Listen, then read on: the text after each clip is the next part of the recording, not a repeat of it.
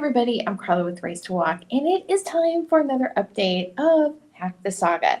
So, what is this? Well, let me tell you. I have, unfortunately, this is what happens when you have friends that are sketchy. Turns out that people that I knew from Houston Baptist University, their apologetics program, oh, wait, that's not what I want there. Turns out that they actually were content thieves, intellectual property thieves. And they had been stealing not only from me, but from many, many other people, all their work. They stole Christian content, so mine, Bible studies and book reviews, right? And anyway, stole my content, created like an AI model off of this, off of my work, and plagiarized it for the ghostwriting clients and also for crappy books, super ugly covers. Anyway, so I didn't know all of this until just about, I started discovering it about a year ago. They had been stealing from me since 2019 and sabotaging me heavily since 2021, but I didn't realize it until just about a year ago, in August. This is my site, racetowalk.org, Hack the Saga. And so anyway, what this is, in August 4th, I did a 3-hour live stream because I had been doing live streams pretty regularly because I had been working with some African Christians that were in Pakistan and doing Bible studies with them. And I was doing updates, about their situation and what was going on. And when all this hacking started in December of 2023, so it's literally been almost 2 years now, I didn't know what was going on, and I told the Afghans, my phones are compromised, I'm being hacked, don't send me any information that is, just don't send me any information because, I didn't want, they're already in a vulnerable position. I didn't want them to be in more danger because of me. So I hadn't been doing any updates since about February 2024. And so in August, I did an update like, okay, this is what's going on. I had stopped because I'm like, okay, well, I'm going to try to get this resolved. I contacted the authorities. I contacted the police department, the FBI multiple times. I submitted a 200-page report to certain things that were going on to the FBI and the Department of Justice. No response whatsoever. So I did a live stream about it. And in this live stream, it's long, and there are parts where the audio is really bad. Pay attention to those because the tell us all is always in a response. And the things that they try to cover up are the things that they're really trying to hide, obviously. So anyway, but in that, one of the things that I included was a video of me checking my analytics on YouTube. And it very clearly shows that the analytics were false. They were faked. And so anyway, I posted that in Sean Cannell's Facebook group for video ranking. Not even joking, within 3 hours, my Facebook account was locked. It was locked for 3 days. By the time when I got my my account back, it was basically, I had been moved on to what had been a sock puppet account, turned out impersonating me since 2013. I could tell that by the activity log. And every single account connected to me was a fake account. So all of my connections, they were false connections. Had no, actually valid connections. And they had hacked my Google, I'm not sure exactly how they did this, but they had hacked my Google contacts in a couple months prior. Just discovered this in June of 2024 and changed a lot of the data. So contacts I thought I had just on my phone weren't actually valid contacts. And then all of my connections on social media were fake. All the buildup on my social media accounts for Race to Walk turned over into junk accounts. So anyway, so this is, and it was just, the hacking was like literally nonstop. Harassment, sending, these cloaked messages through social media, things that you could never really say, but, I know that it's meant as an attack. Cyber stalking, super super lame, super creepy, super loserish behavior, but that's what was going on. And it wasn't until, so I started, as you're looking through this, I'm just like, this is what's going on. All these first ones are after the initial hack. And then, what was it? Oh, yeah. So on August 18th, I did a video announcement saying that I had resigned from the board of the Unexpected Journal. And I basically cut all ties with them then. Haven't had any association or affiliation with them since then. For some weirdo reason, they've been trying to fake my affiliation with them up till at least through May of last year. Don't ask me why. I don't speak loser.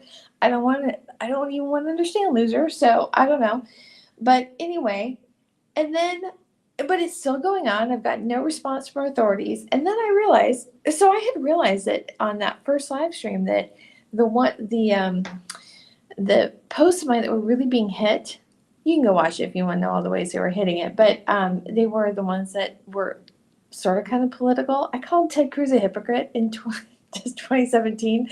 Like, and, that's like the mildest thing anybody said about Ted Cruz. And I literally did not even realize that he was running again for a re-election. Because again, I've been, I was helping the Afghans, and then I started getting hacked to hell and back, not paying attention to, and I wasn't even in Oregon at the time, or in Texas at the time, so I wasn't paying attention to what was going on in, Texas politics. I tried to block Ted Cruz out as much as I can, but I didn't realize until August 22nd that he was running again. I was like, oh, that's why. That's why there's all this hardcore attacks on my site.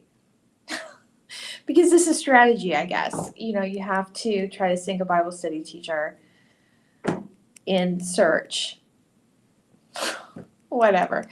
So anyway, so there's this whole long thing as I'm discovering things. And as, the attacks continue, I discover more. I discover more stuff. And it continues up until literally today. So anyway, that's what the saga is about. And the reason that I have been, that I have done this is because, in the beginning, let me just say, I did not name anybody. Even when I started to suspect them, I didn't name anybody that I knew was involved until really recently. And the only reason I did is because authorities have done nothing. And so if you think that, and I don't know. I don't know if it's just like everybody's corrupt, they're lazy, they're incompetent, they're dumb. I don't know what the deal is. But, if you think that you're going to just get away with things by trying to block my communications, block, kind of influence authorities from doing anything, again, you're dumb. You're real dumb. But anyway, because it's not. And all it's really accomplished is me naming you publicly. So, and I do have that. If you go back and look at, I think it was in August of 2025, there's a post that I wrote, a live stream that I did that's, on my site, it's called Goodbye Friends. And I name not all of the people, but some of the core people that were involved with photos and where they're located. So anyway, that's that. So that's just a little bit of an overview. Not a little bit, kind of went a little bit over that, but a little bit of an overview of what this all is about. My channel is originally about Bible studies and book reviews. And because of that, and, because I was focusing on trying to, make the Bible studies as good as I can make them, they were stolen. So anyway, but the last live stream I did was on November 1st. And in it, I shared that I had discovered, because this is the thing, the people that I know, they're not I think Jason Smith is he hacks, maybe Grant Broadhurst too, but they're not techie people. They're word people. And so they're the words that are going into these content models. But, some of the stuff I was they're not, there's got to be a tech connection here that is, because they're not doing this themselves, right? So anyway, I had discovered, oh wait, let me go down to this. Is this the one? No, that's something else. What? Sorry. Oh my gosh. No, here it is. You just went down too far. Okay. So I had discovered in my Square account for my business legacy marketing that there were a whole bunch of contacts in there that I never received. It looked like they had scheduled an appointment with my business. Never gotten a notification of it.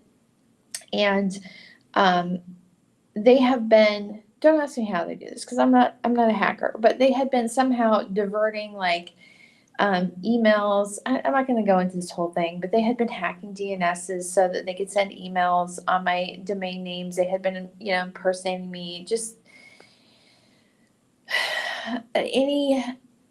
imagine you're a loser and you don't have anything of value yourself to offer, and what you would do if you want to imitate somebody else. And those are the types of things that they've done. So anyway, I'm looking through all these contacts, and I come across this one, Hugo Lamy, which is UseStyle.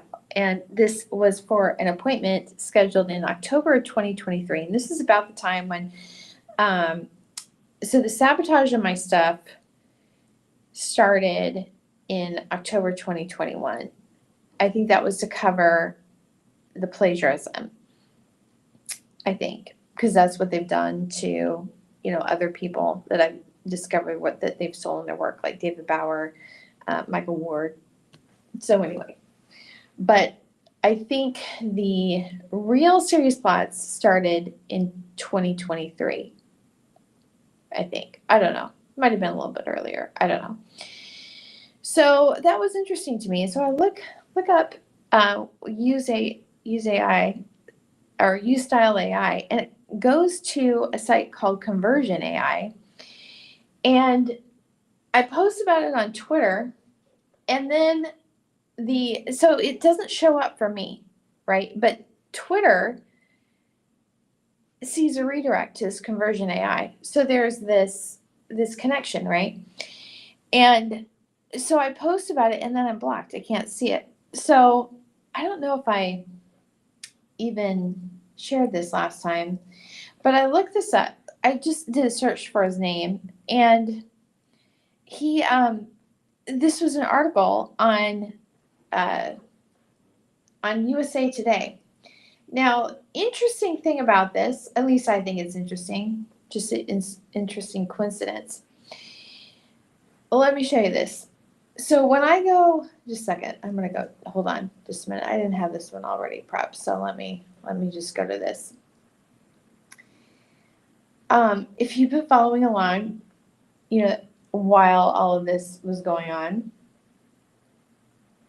I came across a fraudulent sheriff's sale in Staten, Oregon, in Marion County.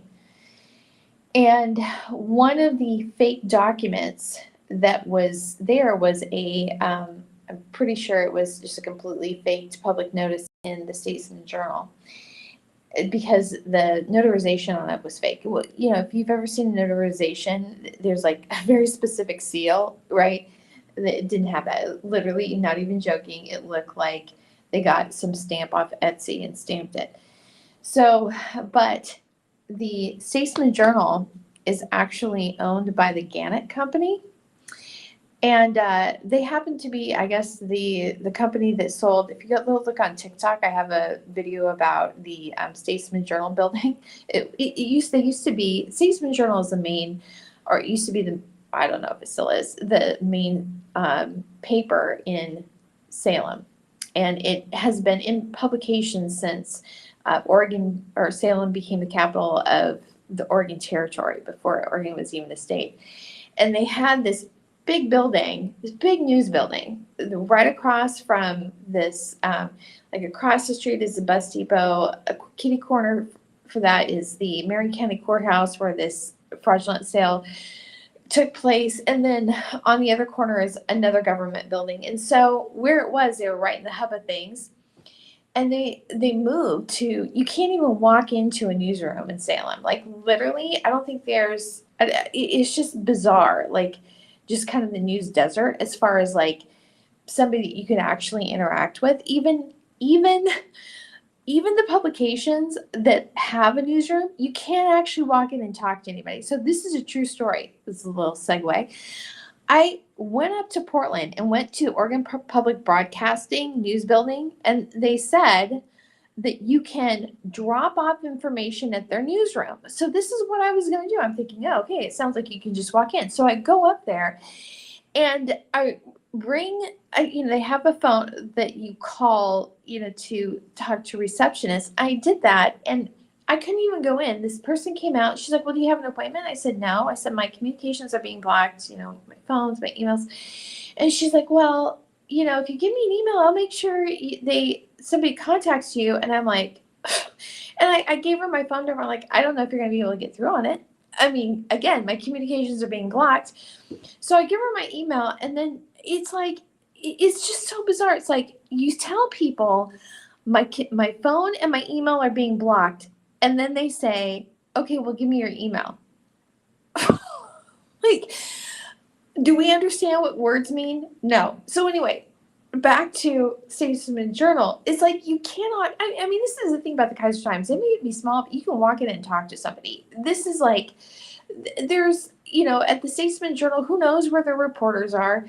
And what I have up there on TikTok is a video of the building, and it's a storage building now, which is literally like a metaphor of this entire flippin' state.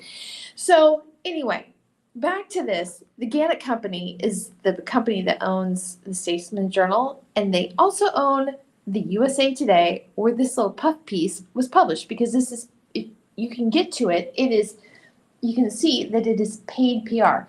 I personally, maybe you can get to it, I don't know, but okay, I was going to show you something else. Okay, so I went to this URL, and this is what shows for me.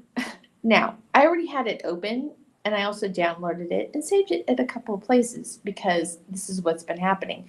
It's forbidden for me to look at it. I don't know if it's blocked for you, but it's forbidden for me. So there was a couple of things interesting to me about this. One of the things that was interesting is that the Gannett Company is the owner of this, but also here it is. That puff piece for Hugo Lamy sounds very similar to me to this this article that I wrote for Dr. Michael Wynn, who is a podiatrist in Kingwood, Texas.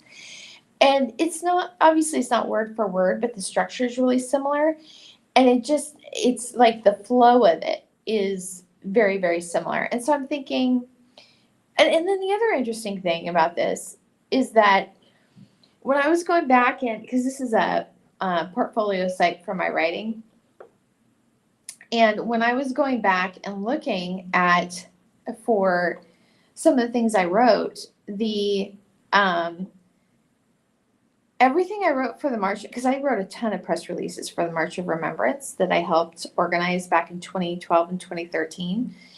And almost all of them were missing. One of my best ones that I wrote, it was gone. I mean, it's just completely gone. And the only remnant of it was one that I had started another related press release later on that had, I don't know if you do this. I'll start sometimes from a template and then go on. But anyway, so I'm thinking, did they also build a PR model for writing off of it? And that Hugo Lamy one is that? I don't know. But anyway, in that last live stream, I explained why that whole, well, first of all, I was just thinking that whole thing is weird, because if you go to that Conversion AI site, it just, they don't have a distinct target market. I mean, it literally, like one of their little graphics on there literally looks like a automation flow from MailerLite. And there's so many things off about it. And I didn't say this in the last one because I had just found it and I hadn't really had time to think through and process it. But afterwards, I'm thinking, you know what? I don't even think that that's a real company. And the reason I say that is because when I was this is part of the whole long saga. It's the whole thing about emails and blocks and everything. And somebody had stolen my phone. They gave it back later, but I think they had cloned it or something. But within 2 hours of them stealing it, I had people in my emails when it was hosted at Fastmail. And so I couldn't get it. It was this they kept changing the password back and forth so I couldn't move accounts. And so finally I thought, screw it. I just moved to Proton Mail. And I had thought before that my email was being embargoed. And once I moved to Proton Mail, I was certain of it, because it was like when I moved it, I started getting emails that I hadn't been getting before. And it was coming through quickly, because even the emails that I would get, like there would be times when I couldn't even log into accounts because my emails would be delayed so long when they were on Fastmail. And it was like that for 2 days. So my phone was stolen on July 28th. And I moved to Proton Mail. And then within 2 days, on the 30th, it's like it all locked down again. And that, if you go to that Conversion AI site, the day that they got that funding was for their venture from this abstract venture capital, was on July 30th. Same thing. And could it be a coincidence? Yeah. But there's the fact that, again, the tell is always in the response. The number of things that were blocked when I was talking about Hugo Lamy and all of the, like even that article, I can't even get to it. So the other interesting thing about that company is that, again, if you go back and watch the live stream that I did on Erasing Michael Ward, and I was explaining how these reputation predators are manipulating search to confuse one person with another. So they just place these mentions related to things and people so that the identity gets confused. The same thing happened with David Bauer. His identity was conflated with this sock puppet persona that had published a book that was actually written off of the actual David Bauer's own work. And so they place information and they manipulate things so that these AI summaries confuse who's who. And that's the exact same thing that's happened with Hugo Lamy and that UseStyle.ai and Conversion AI. They're tagging on to the credibility of it's spelled differently, but Style AI, that was acquired by somebody associated with Google. So there's this actual company with these credible people, and that this other UseStyle is basically,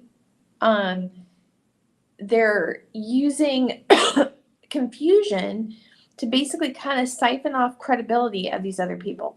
And that's the other reason.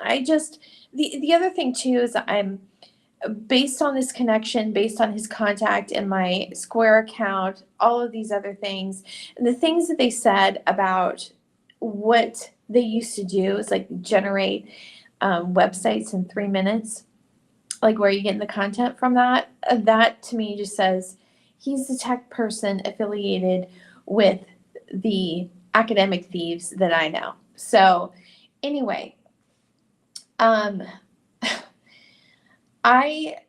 don't know. I mean, it's like you would think at some point when I start realizing like who's who, it's like they've gotten away with stuff for so long.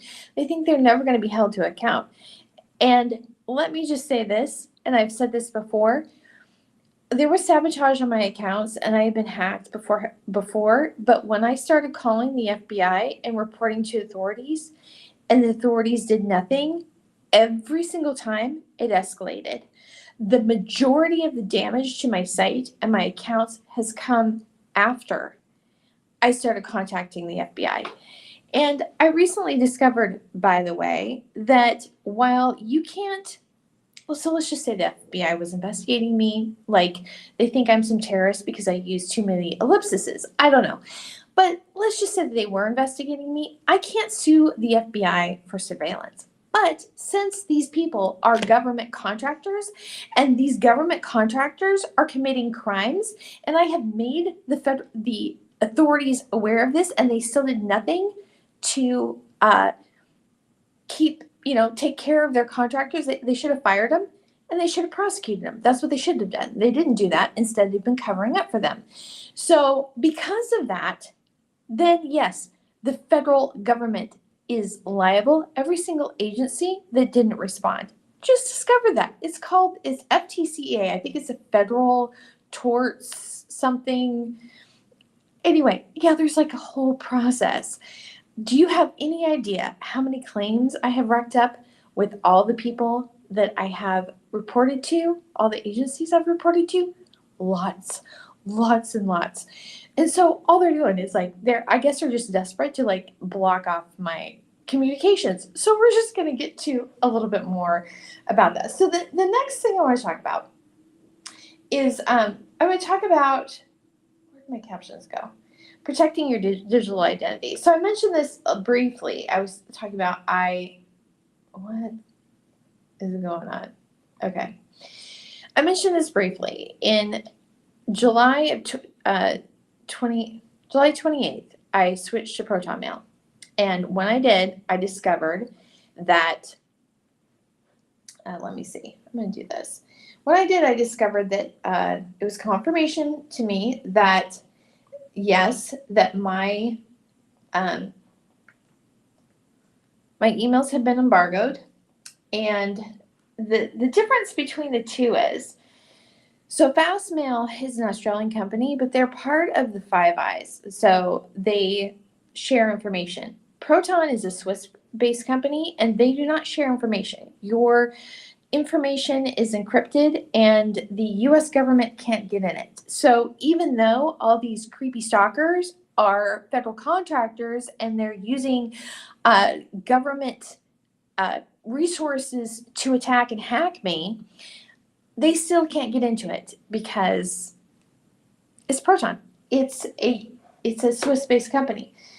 So when all of this started, this was a few months after I'd started. I think I'd called the FBI once already and nobody did anything.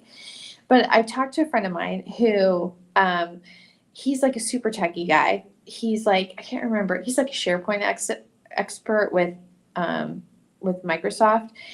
But he he could be a hacker if he wanted to, but he's not. So anyway, what he told me was, I can't remember all the stuff he told me, but anyway, he told me to reformat my phone. I didn't. I did later, and then it got hacked. I don't think it would have made a difference because the hack came through Google Play Store, and I had nothing to do with what was on my phone. That didn't make a difference. Normally, I think that's good advice. When my phone was hacked before, when I had BlackBerry, reformatting it took care of it. But if it's coming through your carrier or the Google Play Store and you have Android, you're screwed. So anyway, he also told me never use Google Password Manager and to get a password manager. And I didn't do that. And I left my passwords on Google, and that's how they were able to steal literally every single account I had.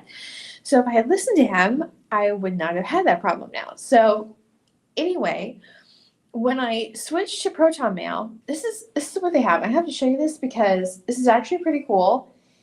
And it doesn't even show all of the things that they have. So I switched they have this whole suite. And so I'd been paying for Fastmail, and then I had just started using Multi-Vlad for VPN, which is super easy. But then when I realized that, I have to get off of Fastmail and I had to switch, I switched mainly for the mail service. So they have a bunch of different options that you can use. They have free email. They even have free VPN. Not as full featured as the paid versions, but anyway. So I switched over there, and they had this whole suite of services. And what's on here is not even everything. So here's the thing.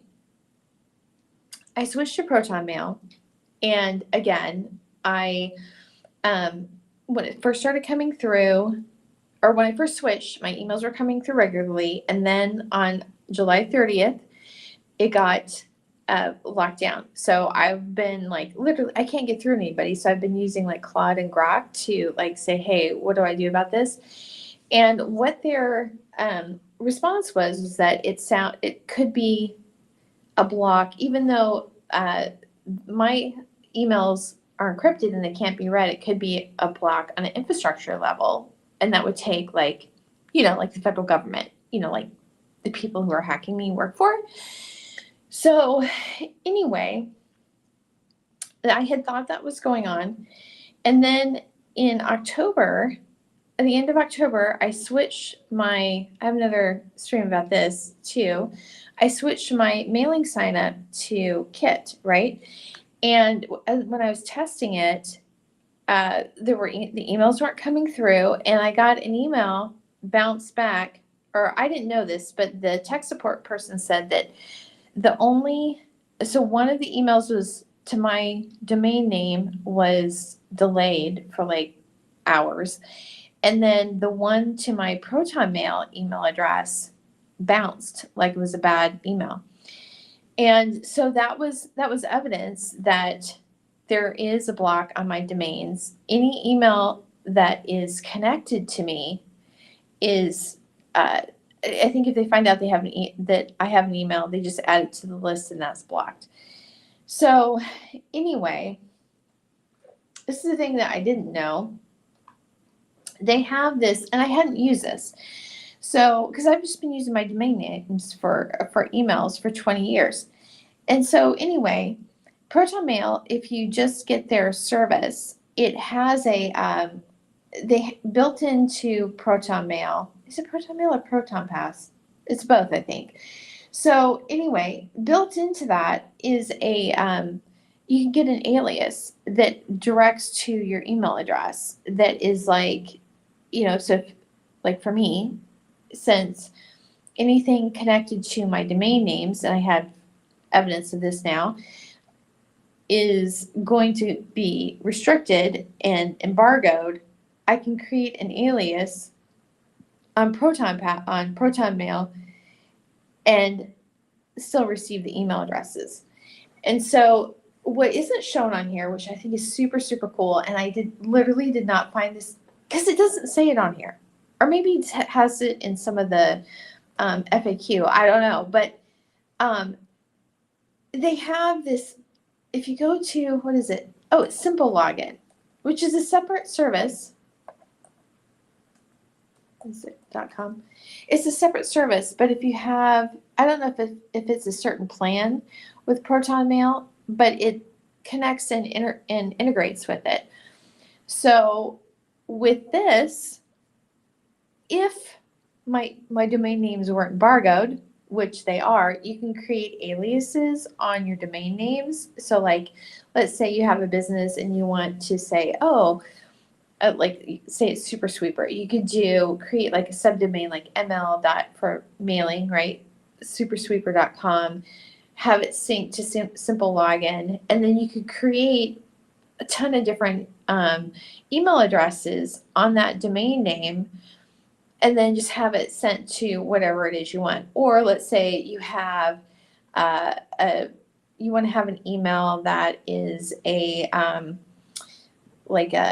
quote email. So you can have the quote email be like quotes at like supersweeper.com, and then you can assign it emails to send to. So anyway, but what was super cool about this is that, number one, I didn't even know this was there until I was trying to figure out how I can use an alias on Proton and send emails to people, because if I submit it as a form, if this makes sense, I can create the alias, submit it in a form or a sign up or whatever, and then I'll get the emails. But you can't email out on them.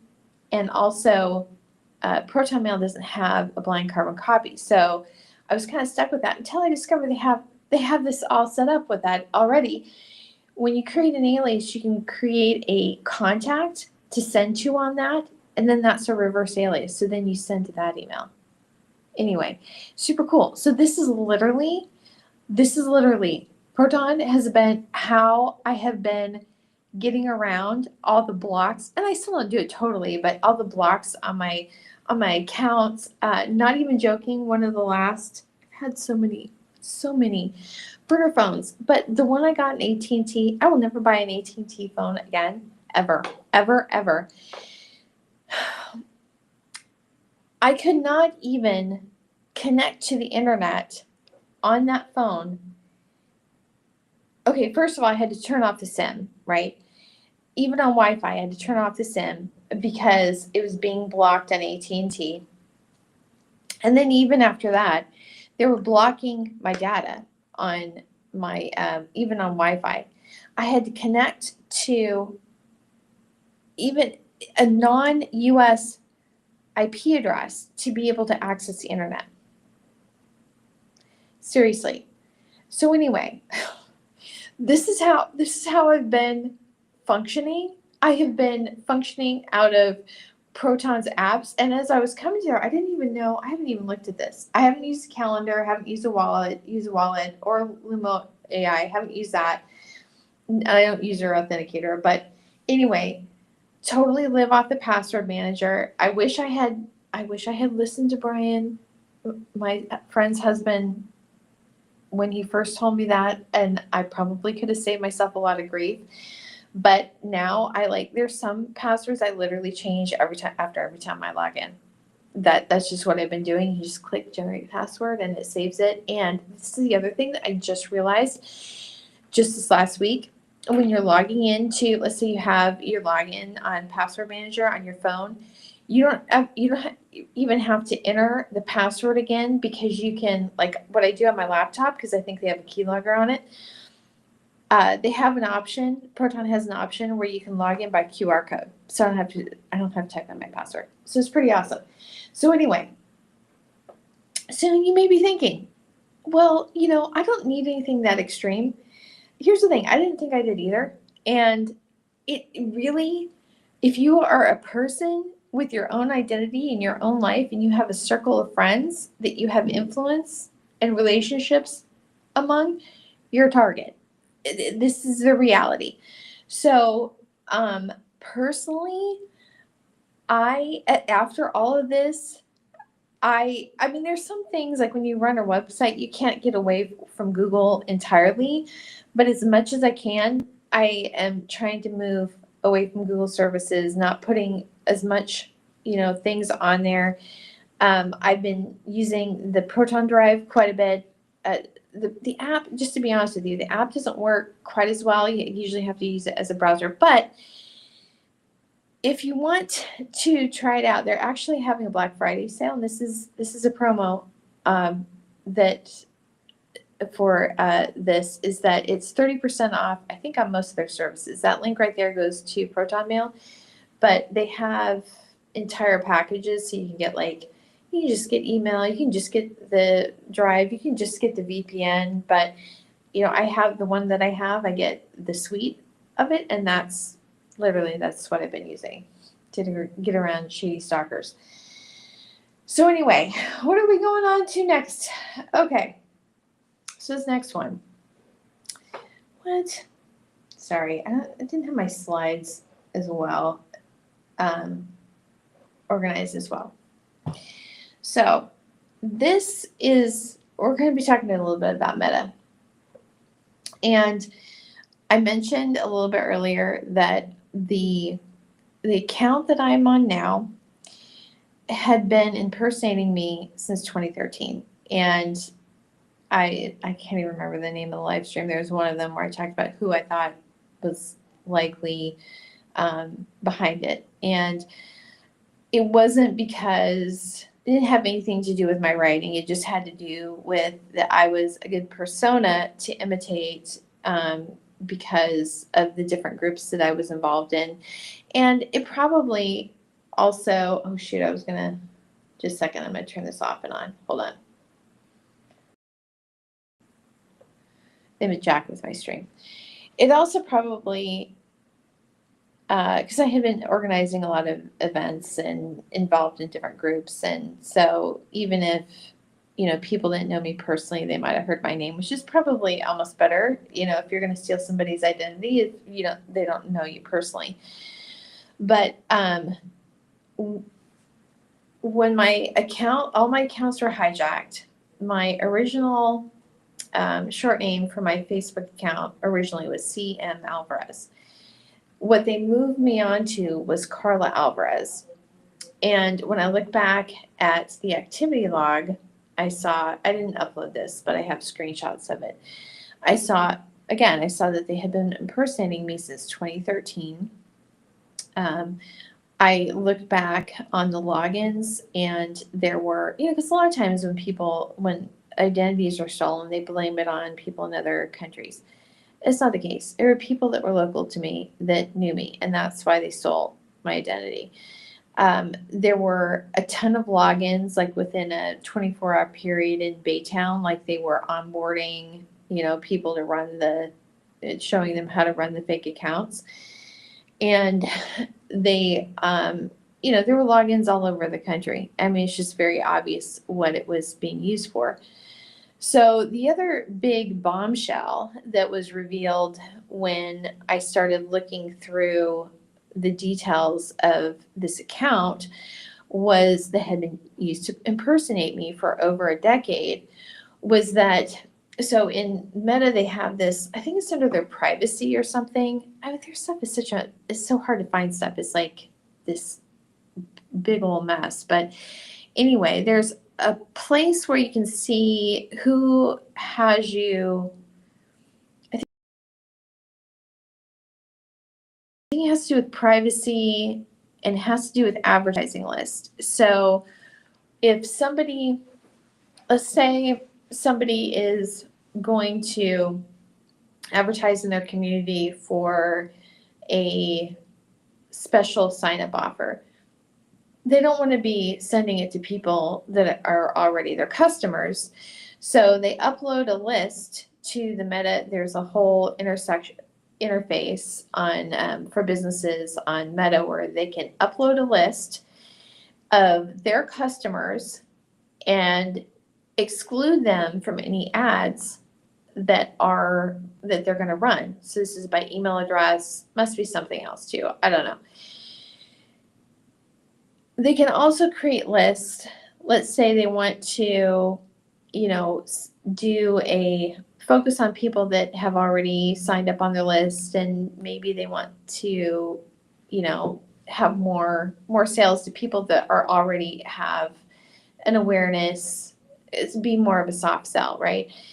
And so they can upload people who have signed up on their site, who's whatever. You can, if you have somebody's email address or contact information, you can either set up ads to advertise to them or to exclude them. Well, when I was looking at that section for this account that had been used as a sock puppet account for over a decade, there were about 200 companies that had this account on a list. So keep in mind, this is a sock puppet account, and every single one of them was an exclude list. So what that means is, number one, the details about this fake account were being shared. And so they've called them clean rooms, where they share details about different clients, but there's some sort of network where they're sharing this information. And every single one of them knew that this was a fake account, so they didn't waste their ad spend on it. And two of the companies, I have screenshots of all of this, two of the companies that had the account that I was moved on to on an exclude list were Meta and Amazon. Both of them. So Meta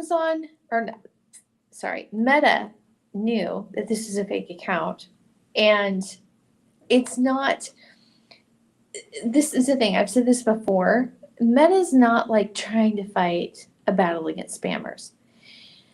These accounts are what Meta's business model is based on. These accounts are designed to do fake engagement on advertising. They do the comments. So it makes it look like the information, that the ads are effective. And so they have this access, like literally I've come across I was going to go back and get a screenshot of this. There's a built-in feature. I don't know if it's for everybody can access this or if it's just this account because it's flagged as one of these staple of accounts on these sock puppet masters, but they can literally move your information over to another account, which is what they did when they hijacked my account. Not only that, but they're still accessing this account because they went back and altered the activity log so it wasn't as obvious, right? I have screenshots of it before. So all the alterations did was make it obvious that they still have access to it. So going back to Meta, there's actually a lawsuit. Let me get to it. Going on right now. This is on what? No. Shoot. Darn it. Hold on. Let me get to it. Time Meta lawsuit. Okay. Okay. Court filings allege Meta downplayed risks to children and misled the public. So they're saying, Meta's saying that they didn't know that, all of these things were going on. That predators have been targeting kids on Meta's platforms. One of the quotes in here, let me see if I can find it. Oh yeah, she said, sex trafficking on Meta platforms was both difficult to report and widely tolerated, according to a court filing unsealed Friday in a plaintiff's brief filed as part of a major lawsuit against 4 social media companies. Instagram's former head of safety and well-being, Vaishnavi Kumar, testified that when she joined Meta in 2020, she was shocked to learn that the company had a 17-strike policy for accounts that reportedly engaged in the trafficking of humans for sex. So Meta knows, and it gets reported multiple times, and they do nothing. So here's the thing about this. What the significance of what happened to me and what this lawsuit is about, it's even worse than probably the attorneys know about what Meta's doing. So I was a 3rd grade Sunday school teacher for 6 years and a vacation Bible study teacher for 8. Literally had at one of the churches that is the largest church in that particular community. So I literally had hundreds of kids that have been through my classes. And they they were impersonating me for over a decade. Not only that, but this is like just a few months ago, all of a sudden this warning popped up on this account after I'd been moved on to this fake account, that something I had posted in a Facebook group that I was in had been flagged for, I can't remember, like it was a harmful link. So I go and I look, and it was a group that I was in, that I was pretty active in, and they posted, it must have been like some scammy affiliate or phishing link, I don't know, but they posted it as me. So they must have had my original account blocked so I couldn't see it. And then were posting things impersonating me. Again, and keep in mind, Meta had this account on an excluded list, so they knew about it. Wasn't a secret, they knew about it. That's just one thing. I've also had accounts, like I don't know if it's my phone that's cloned or whatever, but I just saw on this phone that I have now that's a Samsung, that there's an option to have like a second message option for like Facebook messages and WhatsApp. And so here's the thing, when my phone that I had at the time, they had replaced this was at a carrier level. They had somehow made it seem like my phone was a Samsung, like replaced my actual phone with somebody else's. So it was, again, the same thing. It's like I'm not getting direct, calls or anything, that it's just being filtered through. So anyway, there were messages on WhatsApp that I didn't see.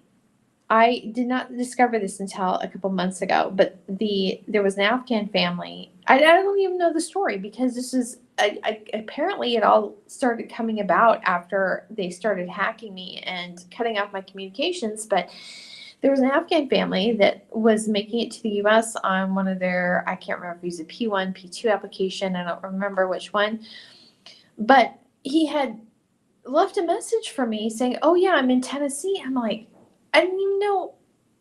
Number one, the call didn't actually come through. I just got the message. I didn't even know he was leaving. I'm like, "You not saying anything?" He had sent photos of them at the airport in Pakistan while they were leaving to the U.S. I never got it. There were things sent, so it's like it's obvious that there were they were having messages impersonating me on my WhatsApp account. Again, the whole structure is built for fraud. It's built for fraud.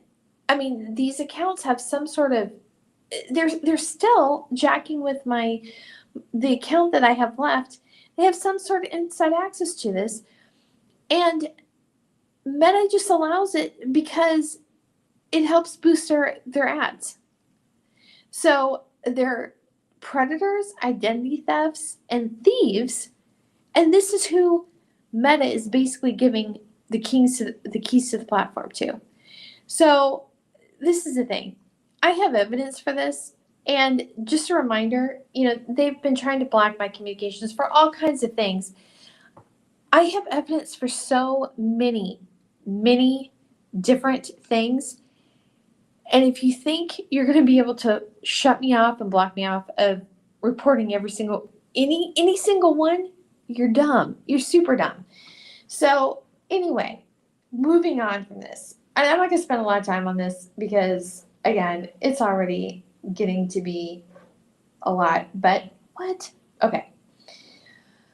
This is also what I discovered. This is literally today. So I have been, a couple weeks ago, I noticed that my site wasn't loading right. The CSS, like what the styles were, how things display were messed up. And I'm thinking, was it a hack? Was it something? I don't know. And so anyway, what this is that this is okay, so let me explain this. So when you have a website, you have your registrar, right? So you register like at Namecheap or GoDaddy or whatever. And then there's what's called DNS records. It's where how your domain is used. So you set different permissions for different things. And I use Cloudflare. So my registrar is Namecheap, and I use Cloudflare. So Namecheap points to Cloudflare, and then Cloudflare serves the site and basically cloaks the actual IP address to have a little bit more of a buffer. It helps protects against denial of service attacks, whatever. So anyway, but I was like, something's going on here. So I know that my emails are being blocked. Somehow I've visited my own site on a new IP address or Tor, and there'll be like it's obviously it's being diverted. It's held and then diverted to, I don't know what's being served, whatever, but I can tell that there's different versions of my site being served. And so anyway, I set up,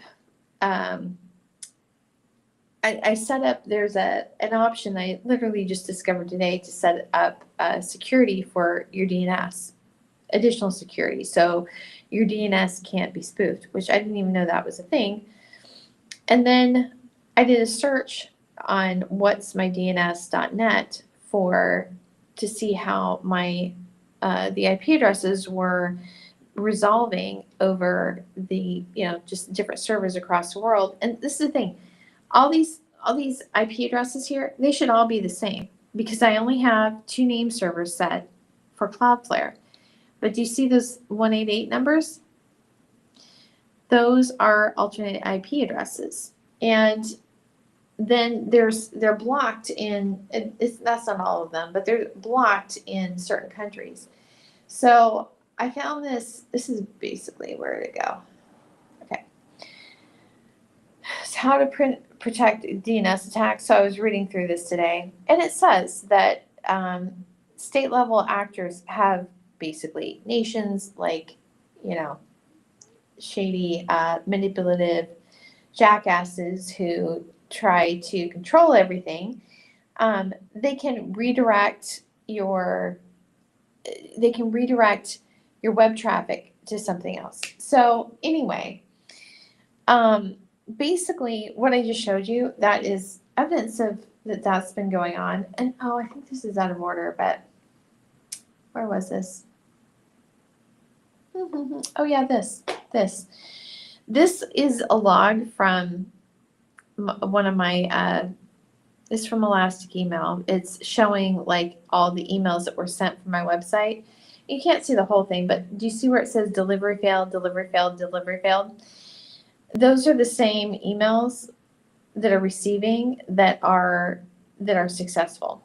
So when you look at what I don't think I have this on there, but when you look at what the titles are, that's evidence that there's a block on a server level, on an infrastructure level, because it's not coming from Proton Mail.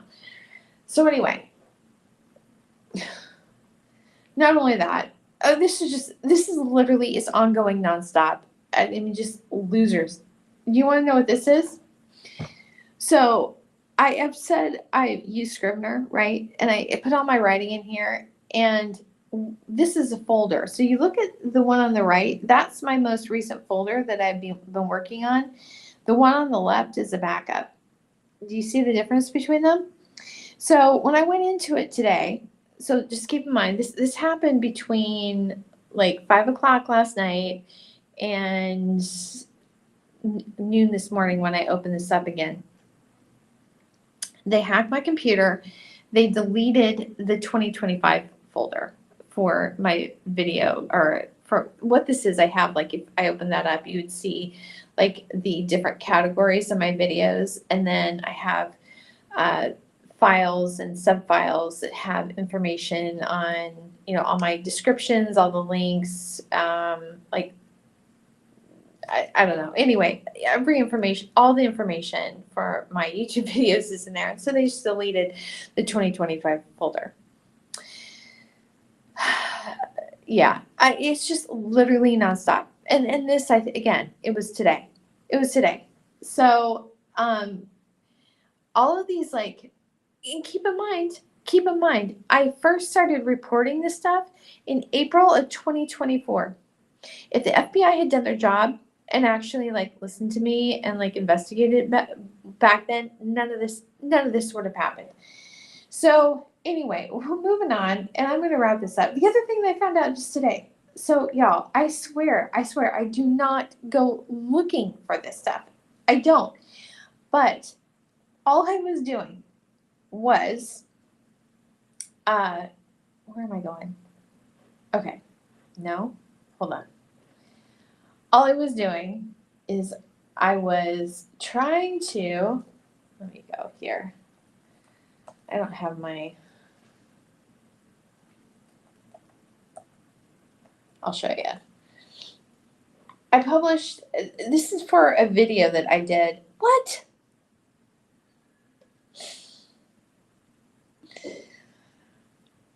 What's supposed to be on the homepage is supposed to be this live stream. So I don't know how they were able to switch this to my regular homepage from the live stream page. But anyway, again, another hack. Somehow they did this.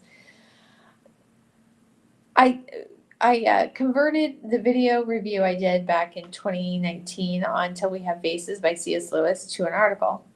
So all I was trying to do was just go to Amazon and update my affiliate link for Amazon, right? And I go to the Great Divorce. Oh, no. Let me find. That's a different one. Till we have bases.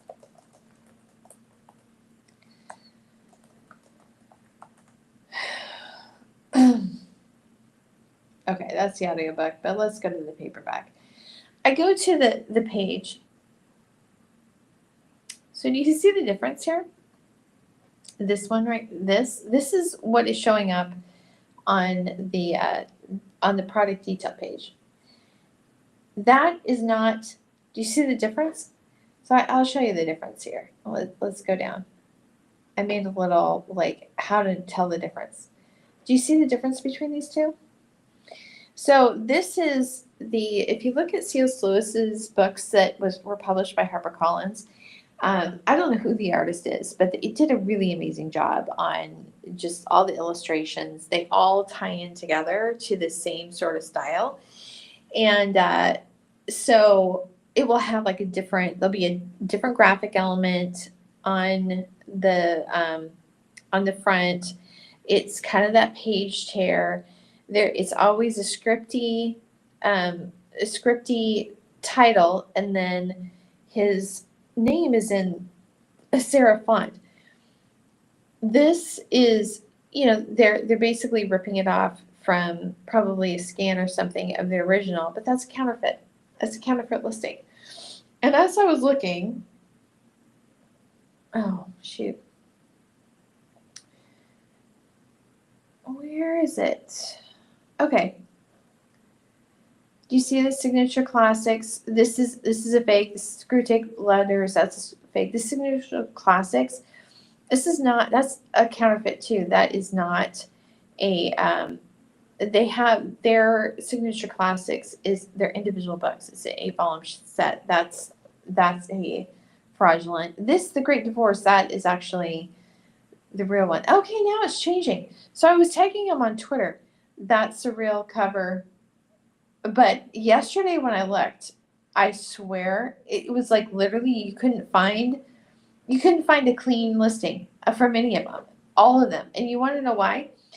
So I went to I even went to the HarperCollins site. This is a crazy thing, and I have a picture of this. It was showing the counterfeits too on the paperback. So here's the thought. I went to the Library of Congress and looked it up. The metadata for the C.S. Lewis's sites had been corrupted. They were showing the counterfeit version. And so when I was looking at the HarperCollins sites, both the US and the UK site, they were both, the ebook was showing the original cover. The paperback was showing the counterfeit.